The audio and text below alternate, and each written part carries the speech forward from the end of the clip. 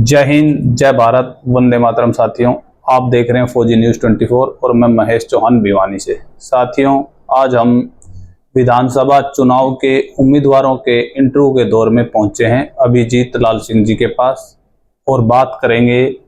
सीधा भिवानी विधानसभा क्षेत्र की, भिवानी विधानसभा क्षेत्र में विकास की, क्योंकि कहीं ना कहीं आप सभी जानते हैं कि अभिजीत लाल सिंह जी भिवानी विधानसभा में एक बड़ा चेहरा लोकसभा चुनाव के दौरान भी देखे गए थे और समय समय पे वीडियो भी जारी होती रहती हैं। लाल सिंह जी, आपका चैनल पर हार्दिक स्वागत है। बहुत बहुत आभार। लाल सिंह जी, माफी चाहूंगा अभिजीत जी, मेरा आपसे सबसे पहला सवाल ये रहेगा कि आज के समय में जो बरसाती सीजन चल रहा है उसमें अगर भिवानी की दुर्दशा देखें तो चारों तरफ पानी ही पानी है जी। जबकि आज से 15 दिन पहले भिवानी में चारों तरफ पानी के लिए हाहाकार मचा हुआ था। सभी रोड आम जनता ने जाम कर रखे थे। यदि आपकी सरकार और भिवानी की जनता आपको चुनकर विधानसभा में भेजती है तो इस समस्या का क्या समाधान होगा कि बरसात में तो भिवानी पानी में डूब जाती है और गर्मी में पानी के लिए तरसती है? जी बिल्कुल, आप सही कह रहे हैं महेश जी। आपने मुद्दे उठाए भिवानी के, जो परस्पर मुद्दे, आज जो सबसे बर्निंग इशू है उस चीज को आपने उठाया, मैं उस चीज के लिए भी आपका धन्यवाद करता हूं। अब भिवानी के अंदर स्थिति, आप जब गर्मी पड़े तो पानी के लिए त्रासदी, और उसके बाद जैसे ही अगर इंद्रदेव की हमारी बारिश की बूंदें पड़ती है तो शहर में जल भराव हो जाता है। इसके अंदर पिछले 15 साल से भिवानी के अंदर भारतीय जनता पार्टी के सम्मानित विधायक घनश्याम सराफ जी हैं और सांसद भी अब की बार तीसरी बार भारतीय जनता पार्टी के भिवानी से बने। नगर परिषद के चेयरमैन भी इसके अंदर भारतीय जनता पार्टी के अंदर ही है और जिला परिषद के चेयरमैन की बात करी जाए वो भी भिवानी के अंदर अभी भारतीय जनता पार्टी के। कहने का अर्थ ये है कि सरकार और सत्ता के बीच के अंदर जब आप आम जनता का, आपको जनप्रतिनिधि करने का अगर आपको एक मौका राम राम द्वारा जो दिया जाता है तो उसके अंदर आपकी नीयत और नीति, दो चीज सबसे ज्यादा जरूरी होती है जो आपके प्रदेश को, आपके निर्वाचन क्षेत्र को आगे बढ़ाने का काम करती है। भिवानी के अंदर अगर सबसे ज्यादा अगर किसी चीज की कमी है तो मैं यूं मानता हूं कि जो नेता है उनकी इच्छा शक्ति में कमी। आज अगर हम इस चीज के अंदर कहें कि भारतीय जनता पार्टी को समय नहीं मिला तो समय भी भरपूर मिला और हर लेवल के ऊपर भारतीय जनता पार्टी के पदाधिकारी के साथ लेके जनप्रतिनिधि भी इन्हीं के। फिर भी शहर के अंदर, आज शहर के अंदर परिवर्तन जब नए तरीके से आ सकता है आने वाले समय में, अक्टूबर में अब आप देखेंगे 80-90 दिन के बाद विधानसभा चुनाव आ रहे हैं। हमारे भिवानी का मेरा मानना ये है कि विकास जब हो सकता है अगर आने वाले समय में कांग्रेस पार्टी की सरकार बनती है, भिवानी से कांग्रेस पार्टी का विधायक जो भी बनता है, मुख्यमंत्री इसके अंदर हस्तक्षेप करें और एक इस तरह की योजना लेके आई जाए जिसके अंदर कुछ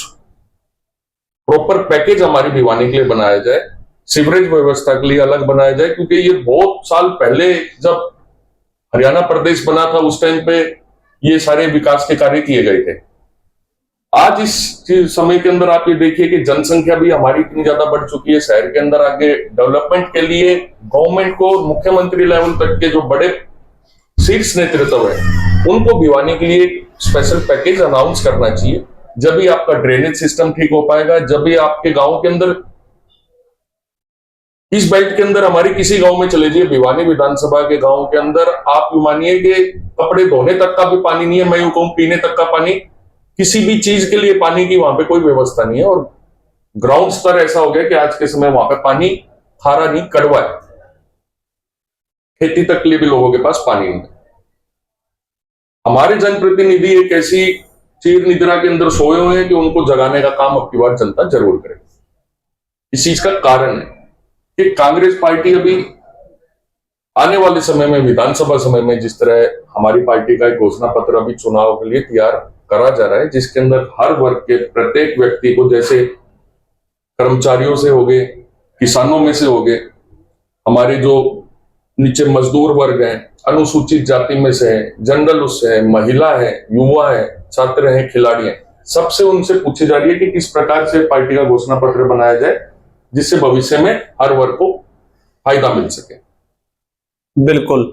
तो अभी घोषणा पत्र की जो बात हुई, दान सिंह जी जो अभी आए थे जी कल, या परसों में, तो दान सिंह जी ने सीधा और स्पष्ट कहा था कि जितने भी उम्मीदवार थे भिवानी जिले के, जिनको विधायक की टिकट चाहिए, उन्होंने स्पष्ट बोला था कि जो साथी या जो व्यक्ति समाज में एक्टिव होगा, सामाजिक कार्यों में एक्टिव होगा, उसी को टिकट दी जाएगी। तो आप भी एक टिकट के दावेदार हैं जी। तो आपके सामाजिक कार्यों के विषय में आप क्या बोले हैं? तो सामाजिक विषय का एक राजनीति एक माध्यम होती है समाज सेवा करने का, और हमने समाज की सेवा करने का जो एक प्लेटफॉर्म चुना वो कांग्रेस पार्टी चुनी, क्योंकि कांग्रेस पार्टी हर वर्ग की हितैषी लिबरल है और इसमें आप अपनी बात नेतृत्व के आगे रख सकते हो। सामाजिक कार्य का आज मैं अगर मेरे से शुरू करूं तो वो बात बताना अधूरी होगी, क्योंकि सामाजिक कार्य के अंदर मेरे स्वर्गीय दादाजी ठाकुर बीर सिंह जी सामाजिक कार्य करते करते वकालत से राजनीति में आए, भिवानी से विधायक चुने गए, मंत्री बनाए, और अपने कार्यकाल में उन्होंने शिक्षा बोर्ड की बात हो, उनकी स्थापना भी उनका अहम रोल रहा। एफएड डिपार्टमेंट की बात हो, कॉनफेड की बात हो, डेयरी मिल्क प्लांट यहाँ पे बना, अनेक प्रकार की उन्होंने योजनाएं अपने समय में भिवानी में लाने का काम किया। और उसी चीज को आगे क्रम को बढ़ाते हुए मेरे पिताजी ठाकुर लाल सिंह जी भी कांग्रेस पार्टी में बने रहे और भिवानी के अंदर निरंतर राजपूत धर्मशाला में बैठ के उन्होंने समाज के हर वर्ग का जिस तरीके भी वो सहायता कर सकते उन्होंने करने का काम किया। अब उसके बाद हमारे को मौका मिला तो 2010 से भाई साहब हमारी पढ़ाई पूरी हुई थी वकालत की। उसके बाद मैं भी यूथ कांग्रेस के माध्यम से युवाओं में समाज में जाने का काम किया। पिछले 14 साल से मैं कांग्रेस पार्टी के अंदर सक्रिय रूप से काम कर रहा हूं और अपने तन मन धन आत्मा से मैं पार्टी और लोगों के लिए समर्पित। निरंतर अभी भी हम देख रहे हैं कि जिस प्रकार से लोगों की पिछले 7-8 साल से अभी ये भारतीय जनता पार्टी की सरकार आने के बाद परिवार पहचान पत्र के नाम पे, कभी नोटबंदी के नाम पे, प्रॉपर्टी आईडी के नाम पे विभिन्न प्रकार की ऐसी योजनाएं चलाई कि जिसके लिए लोगों को लाइन में लगे रहना। हमने उस चीज में कोशिश करी कि कैसे न कैसे करके लोगों की समस्या को दुरुस्त कराया जाए। तो बाद में हमें पता चलता है कि ये कंप्यूटर बिठा रखा भारतीय जनता पार्टी ने, पोर्टल लगा रखा है, वो ही सुनिश्चित करता है कि जिसकी गरीब आदमी की 10,000 की तनख्वाह हो चाहे 1 लाख की कर दे। एक आदमी की देख रहे थे 250 गज के प्लॉट की रजिस्ट्री होनी थी, उसको 2,500 गज बना दिया। छोटी छोटी त्रुटियों के लिए भी आज इनको अगर समाधान दरबार बीजेपी को लगाना पड़ रहा है, तो मेरा मानना यह है कि कोशिश आज के समय में अगर कोई करना भी चाहे तो भारतीय जनता पार्टी ने अपना एक पोर्टल युक्त ऐसा तंत्र बनाया कि हमारे जैसे युवा जो चाहते हैं कि लोगों की समस्याओं को हल करवा सके, तो उनका ऐसे तंत्र के अंदर उनके मंत्री और विधायक और सरकार भी ठीक नहीं करवा पा रही है। बिल्कुल। अभी युवाओं की बात कर लें तो भिवानी से प्रतिदिन भीम स्टेडियम में तकरीबन 1000 से 1200 युवा भारतीय सेना की, भारतीय एयरफोर्स की, नेवी की प्रैक्टिस के लिए तैयार रहते हैं। लेकिन जब भी फौजी होने के नाते मैंने किसी भी युवा से बात की तो उसके अंदर एक चीज रहती है कि भाई अग्निवीर जो योजना है, जिसका आपकी पार्टी पुरजोर विरोध भी कर रही है, उसको बंद नहीं कर पा रहे। तो यदि हरियाणा के अंदर माननीय भूपेंद्र सिंह हुड्डा जी के नेतृत्व में कांग्रेस की सरकार बनती है, तो क्या अग्निवीरों को हरियाणा सरकार पंजाब सरकार के तर्ज पर शहीद का दर्जा देने पर कोई कार्य करेगी? देखिए, ये इस चीज का जो गुजरात का मॉडल पूरे देश के अंदर दिखाया गया था कि गुजरात का मॉडल लागू होगा। पहले तो मैं आपके चैनल के माध्यम से युवा और तमाम पूर्व सैनिक जो भी आपके चैनल से जुड़े हुए हैं, सम्मानित देश के सिपाहियों को मैं एक चीज और बताना चाहूंगा कि भारतीय जनता पार्टी ने आने से पहले कहा था कि गुजरात का मॉडल लागू करेंगे। गुजरात के मॉडल का अर्थ यही है कि जितनी भी हमारे देश के अंदर सरकारी तंत्र है उसको खत्म करेंगे और सारी चीजों को प्राइवेटाइज किया जाएगा, चाहे वो रेल हो, चाहे वो स्टील इंडिया लिमिटेड हो, चाहे हमारी एयरपोर्ट्स हो, चाहे वो हमारी आज आखिरी के अंदर जो ग्रामीण अंचल के अंदर जो युवा थे, जो आज एक सपना देखते थे कि हम भी बड़े होकर अपने देश की सीमा पे जाके सुरक्षा करेंगे, आज भारतीय जनता पार्टी ने उन तमाम युवाओं के सपनों को तोड़ने का काम किया। कांग्रेस पार्टी के हमारे आदरणीय नेता राहुल गांधी जी ने और तमाम हमारे प्रदेश के नेतृत्व ने भी एक बात रखी है कि अग्निपथ योजना हमारे देश के युवाओं और सेना के साथ, दोनों के साथ एक धोखा है। और अगर कांग्रेस पार्टी के केंद्र में सरकार बनती है तो इस योजना को वो पहली कलम से खत्म करेंगे। रही बात जो आप कह रहे हैं कि पंजाब के अंदर 1 करोड़ रुपए अग्निवीर जो भी शहीद होते हैं उनको दिए जाते हैं, तो आने वाले समय में कांग्रेस पार्टी का एक घोषणा पत्र बन रहा है और उसके ऊपर चर्चा चल रही है। और मेरे को ऐसा लगता है कि ये पहला ऐसा चुनाव होगा जिसके ऊपर उसकी पार्टी के मैनिफेस्टो के ऊपर भी इतना ज्यादा ध्यान देके आम जनता को, हर वर्ग के प्रबुद्ध व्यक्ति को उसमें जोड़ के उनकी समस्याओं को जानने का काम किया जा रहा है। और निश्चित तौर पे हरियाणा के अंदर कांग्रेस पार्टी आने वाले समय में अपना घोषणा पत्र तैयार करके कोई ना कोई एक अच्छा स्टेप अग्निवीर योजना के अंदर जिस प्रकार से भी सहायता फिलहाल प्रदेश स्तर पर सरकार कर सकती है, उसको मेरे को लगता है जरूर करने का काम करेगी। बिल्कुल। और युवाओं के लिए अगर बात करें, सबसे बड़ी चीज है रोजगार जी। जो 2.5 लाख के लगभग जो पद हैं वो हरियाणा के अंदर खाली पड़े हैं जी। उसके ऊपर क्या कार्रवाई करेंगे आप? क्योंकि एक आप युवा हैं और आप समझ सकते हैं कि आपसे जितने भी युवा साथी जुड़े हैं, डेली आपके पास कोई ना कोई आता होगा बेरोजगार, तो उन 2.5 लाख पदों को किस प्रकार से भरा जाएगा? इसमें महेश जी,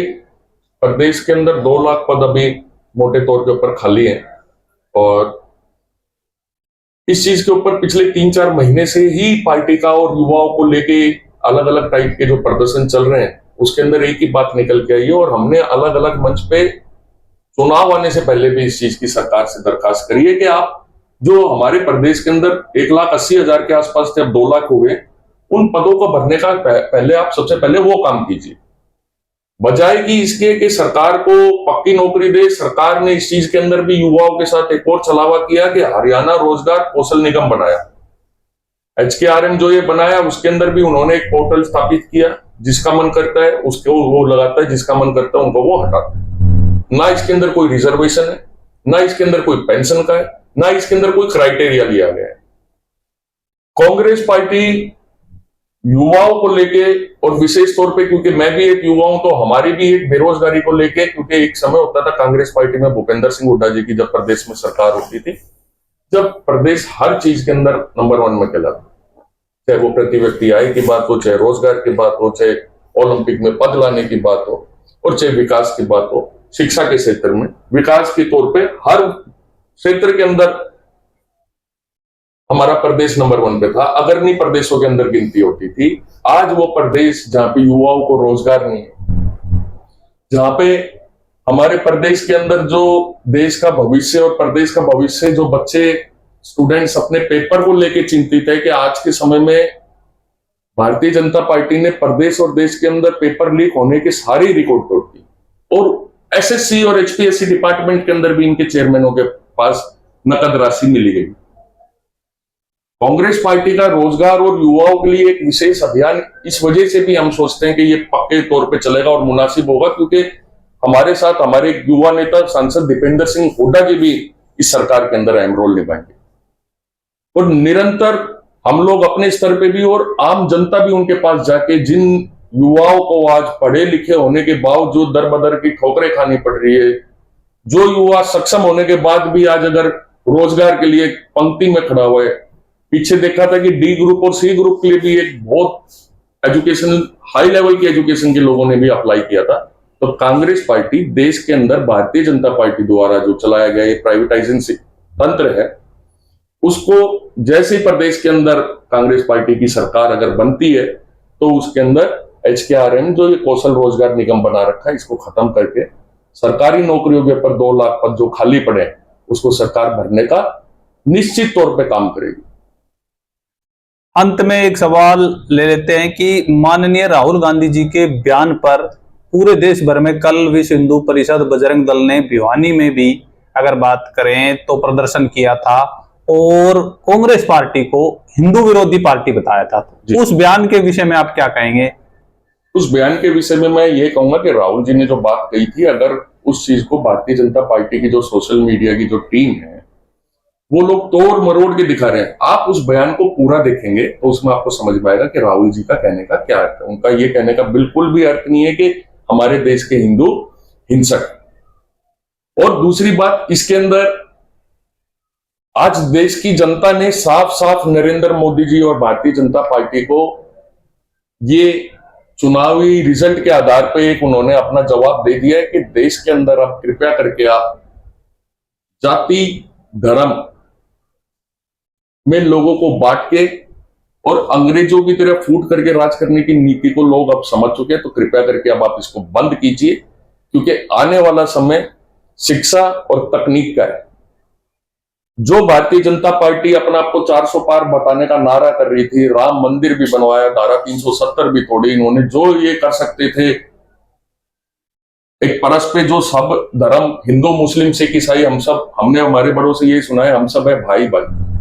उनको अपने लड़वाने के बाद, देश के अंदर बांटने के बाद भी, 400 पार नारा देने के बाद भी अगर आप 250 पार नहीं कर पा रहे, तो मेरा मानना ये है महेश जी कि इस चीज के अंदर देश की जनता ने साक्षात उनको एक जवाब दे दिया है कि नरेंद्र मोदी जी, जब आप अयोध्या जैसी जगह के अंदर आप लोकसभा का जो क्षेत्र पड़ता है अयोध्या विधानसभा, उसमें भी अगर आप हार रहे हैं और आप खुद 1.5 लाख वोट से जीत के आ रहे हैं, मात्र 1.5 लाख वोट से जो व्यक्ति जीत के आज देश के प्रधानमंत्री बन रहे हैं, तो जनता का साफ साफ उनको यही है कि जाति धर्म से ऊपर उठ के अगर आपको लगता है कि आप सही मायने में देश की जनता और भगवान श्री राम से प्यार करते हैं, क्योंकि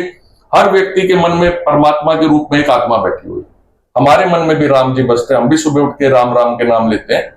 तो आने वाले समय में अब देश के युवाओं को आप बरगलाना बंद कीजिए, और ना ही वो अब इस चीज में आपकी में आएंगे कि जाति धर्म विशेष का नाम लेके आज आप देश के अंदर सत्ता में बैठेंगे। अगर नरेंद्र मोदी जी सही मायने में हिंदुस्तान का अगर भला चाहते हैं, तो मैं एक चीज कहना चाहूंगा कि देश के अंदर जो इन्होंने अग्निपथ योजना लागू करी थी उसको खत्म करें, क्योंकि आज देश का युवा और देश की सेना दोनों अपना आपको छला हुआ महसूस कर रहे हैं इस योजना आने के बाद। बिल्कुल। भिवानी के अंदर यदि आप बात करें अपना भाई साहब, ये बताइए कि भिवानी के अंदर अपन क्या प्रोग्रेस करवा सकती है कांग्रेस सरकार यदि आती है तो? हर तरीके से देख करके देखिए आज भिवानी कहाँ पे बैठा हुआ है। कभी अग्रणी श्रेणी में आता था, लेकिन आज भिवानी शायद लास्ट में आता है। आज पूरी तरीके से यदि हम देखें, अभी साउथ जो अपना हरियाणा बोला जाता है, जहां पर पहले सबसे पहले शिक्षा बोर्ड बना था, आज शिक्षा का क्या स्तर है? आप किस तरह से देखते हैं भिवानी को, कैसे उद्धार किया जा सकता है? मेरे को ऐसा लगता है कि सबसे पहले तो भिवानी को हमारे को 3-4 अलग अलग पॉइंट है जिसके ऊपर मैं बात करूंगा कि भिवानी एक टाइम पे औद्योगिक क्षेत्र के अंदर हमारे यहाँ पे बहुत फैक्ट्रियों के अंदर एक अच्छी गिनती में आता था, और भिवानी के अंदर उद्योग धंधे अच्छे से चलते भी थे। पर कुछ कमी ऐसी रही, और अब काफी समय से ही लगा लीजिए कि यहाँ पे भारतीय जनता पार्टी का राज रहा है, तो यहाँ के नेताओं ने भी ज्यादा भिवानी की नहीं सोची। हमारा मानना यह है कि आने वाले समय के अंदर भिवानी के अंदर एक तो IMT, यहाँ पे जैसा कि दीपेंद्र सिंह हुड्डा जी ने कहा है कि कांग्रेस की सरकार बनेगी तो ये उनका एक वादा है कि भिवानी के अंदर एक नई IMT स्थापित की जाएगी। खिलाड़ियों के प्रति क्या विचार रहेंगे आपके, युवा जो खिलाड़ी हैं? देखिए, आज के समय के जैसे हमारे भिवानी के अंदर आप ये देखेंगे कि बॉक्सिंग के अंदर हमारा मिनी क्यूबा के नाम से जाना जाता है, छोटी काशी के नाम से जिस हिसाब से हमारा ये भिवानी शहर प्रसिद्ध है, वैसे एक मिनी क्यूबा का भी नाम जिन खिलाड़ियों ने हमारा देश और विश्व के आप यूं लगा दिए रोशन किया है, तो उनके लिए जैसा भारतीय जनता पार्टी ने ये किया कि खिलाड़ियों को अपने अधिकारों के लिए, सब चीजों के लिए जंतर मंतर पे बैठ के अपनी मांग रखनी पड़ी, कांग्रेस राज के अंदर ये होगा कि आप जैसे पहले ये होता था कि पद लाओ, पदक लाओ, पद पाओ की नीति के, जैसे ही आप कोई भी अपना ओलंपिक में एशियन लेवल पे जो जो खिलाड़ी लेके आए थे, पद लेके आए थे कांग्रेस के टाइम पे, तो उनको DSP तक के पद दिए गए डायरेक्ट। ओलंपिक के अंदर प्रतिभागी को भी DSP तक का पद दिया गया, और जो उनसे छोटे लेवल पे थे उनको सब इंस्पेक्टर अलग अलग विभागों में नौकरी देने का काम किया, और साथ के साथ उनको करोड़ों रुपए की नकद राशि भी सरकार के द्वारा है। महिलाओं के बारे में आप कैसे कह सकते हैं भी कि हम क्या भिवानी के अंदर, मैं खास तौर से बात करना चाहूंगा, भिवानी विधानसभा क्षेत्र जो आपके भगवान ने चाहा तो हो सकता है कांग्रेस पार्टी आपको टिकट दे,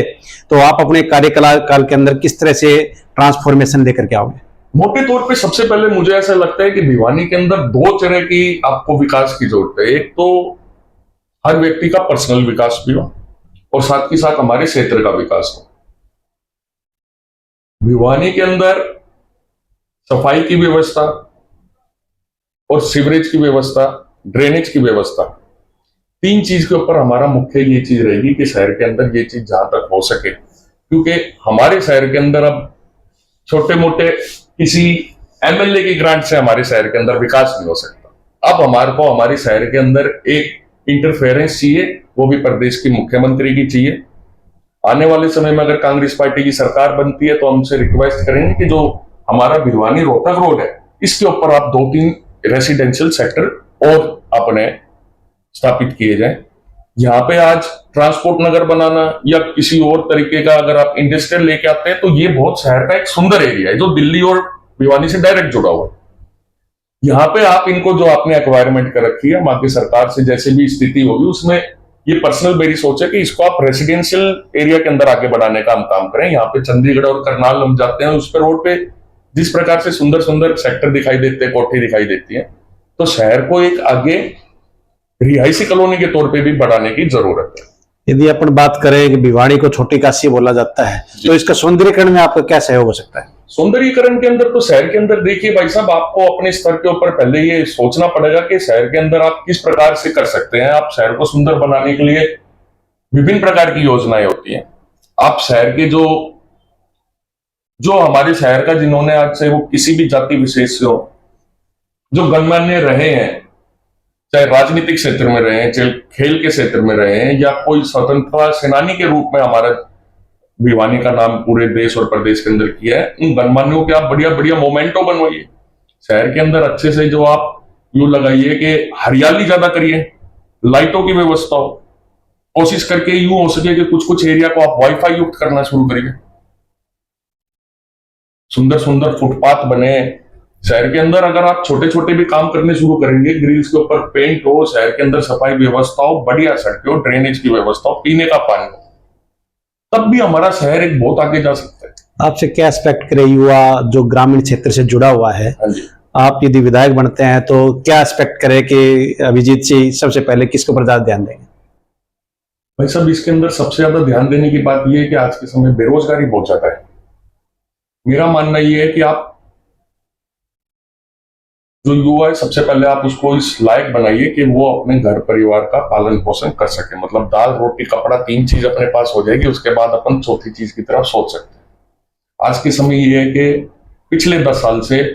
कुछ गिनती मिनती के कुछ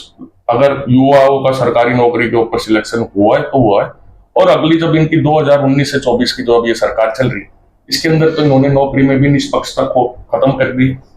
रोजगार पक्के किसी को मिल नहीं पा रहे। प्राइवेट हमारे यहाँ पे कोई सिस्टम है नहीं कि जो लोग सरकारी नौकरी की उम्र भी जिनकी जा चुकी है तो वो कोई अपना प्राइवेट धंधा पानी कर ले। आज हमारे यहाँ पे मेडिकल कॉलेज है, उसकी घोषणा कांग्रेस के टाइम पे हुई थी। यूनिवर्सिटी है, उसकी घोषणा शहर के अंदर कांग्रेस के टाइम पे हुई थी। बीजेपी ने तो 7-8 साल इसी चीज में लगा दिया कि मेडिकल कॉलेज वहां पे खोल ले, 3 जगह उसको बांट दिया। यूनिवर्सिटी की बात करी जाए, वो तो ना तो भिवानी विधानसभा में आती, ना हमारी लोकसभा में। सबसे पहले युवाओं को सक्षम और शहर को स्वच्छ सुंदर, और भिवानी में काम जब ही हो सकते हैं जब विधायक से काम